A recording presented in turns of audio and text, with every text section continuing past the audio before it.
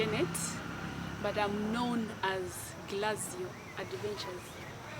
I got the inspiration, like naturally, I'm a nature person because I'm an agriculturalist, I'm an like agroecologist, which involves nature and environment. But the one thing is for sure, I was passing through a lot, and then I decided to be going out in nature. And one day I was going out in nature, I took Kilembe route, then behind Kilembe I found a small waterfall. And then I was like, I don't know how I felt. I felt so nice meeting that waterfall.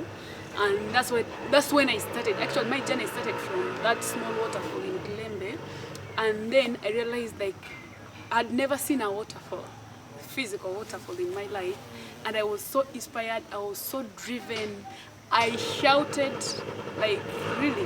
So I felt like I need to do more.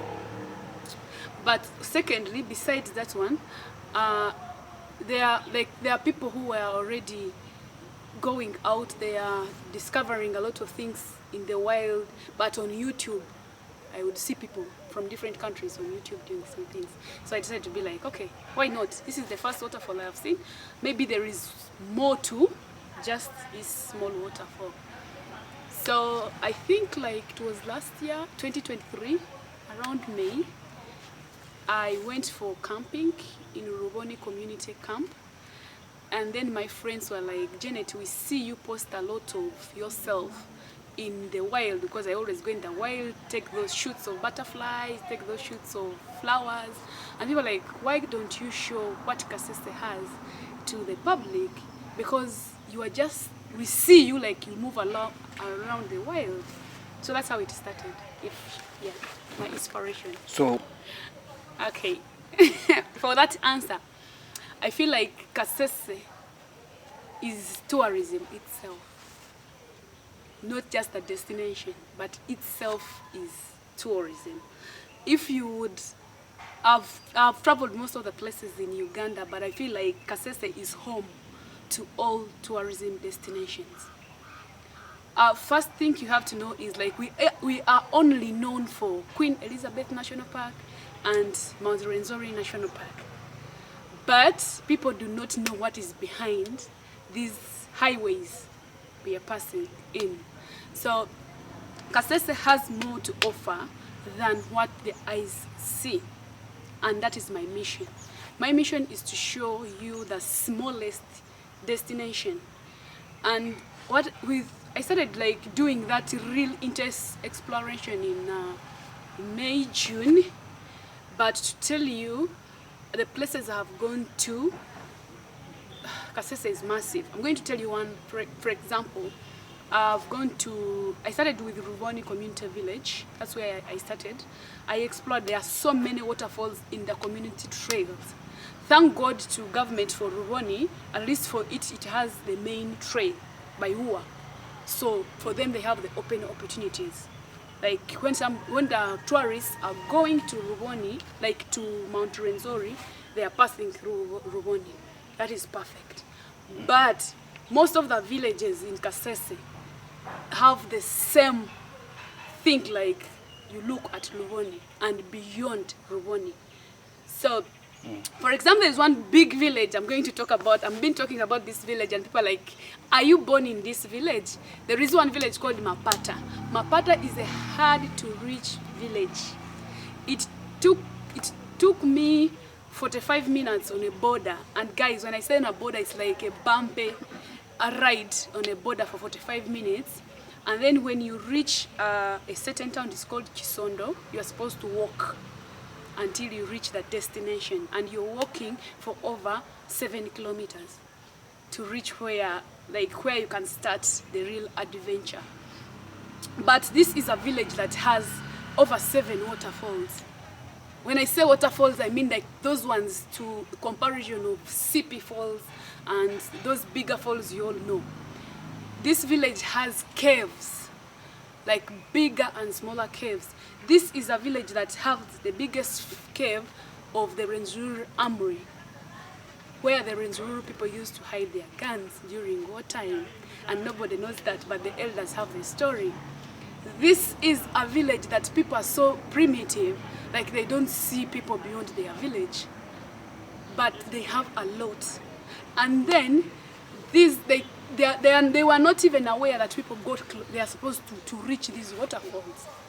So they are so amused seeing me going to their waterfalls. But what I did, and what I wish like every citizen, every person in Kasese or government or whoever should, I told them what they're supposed to do. That was November 2023. I told these guys, first and foremost, the first misunderstanding a person, and then I was arrested a little bit, but that's okay because I was new to an area. And then I told them, look, you have too much opportunities in your own community.